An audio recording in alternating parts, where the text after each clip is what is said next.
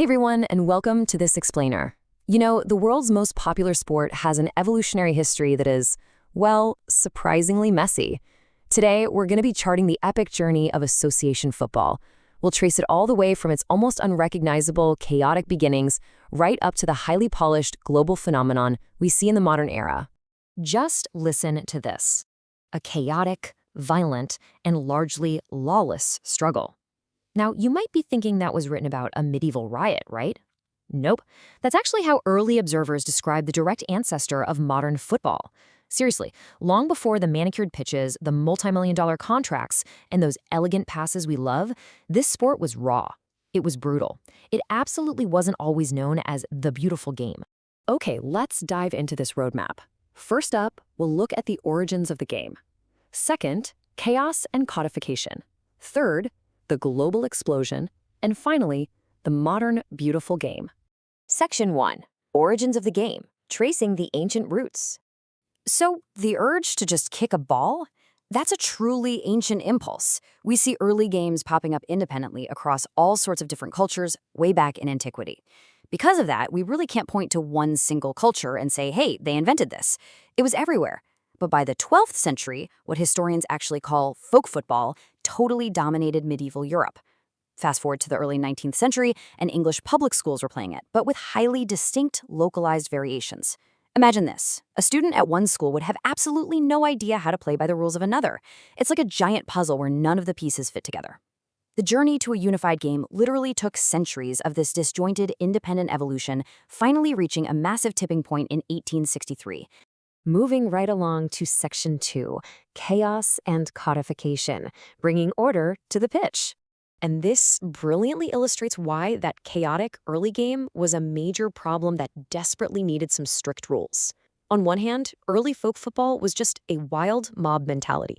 I'm talking unlimited players, highly violent tackles, and handling the ball was completely allowed. But on the other hand, association football introduced some much-needed refined logic. It mandated strict 11 players per team, created a structured environment, and insisted you could only use your feet. It was literally a night and day difference, shifting a chaotic brawl into a true game of skill and strategy. Now, association football is the officially codified sport. But here's a really fun fact for you. The slang term soccer actually originated as a clever bit of wordplay. It's just an abbreviation of the word association. So whenever you hear that classic international debate over football versus soccer, it's the exact same sport.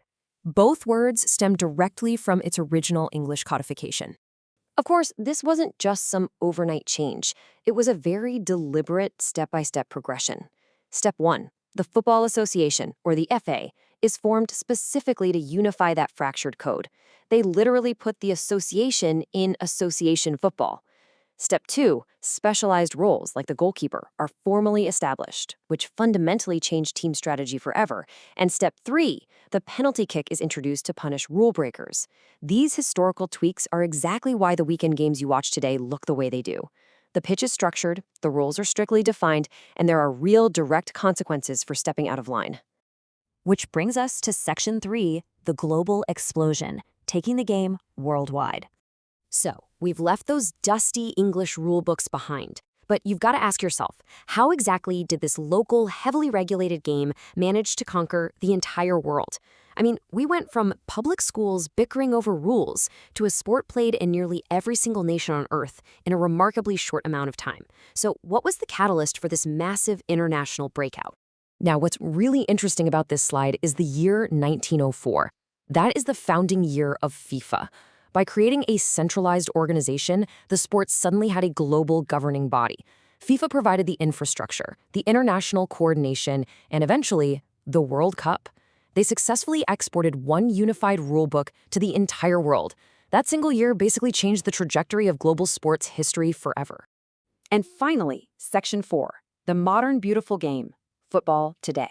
We started out looking at violent mobs, and just look at what it's become today. We now have a standardized global rulebook, mass international viewership reaching into the billions, and a continuous tactical evolution that just keeps the sport so incredibly fresh.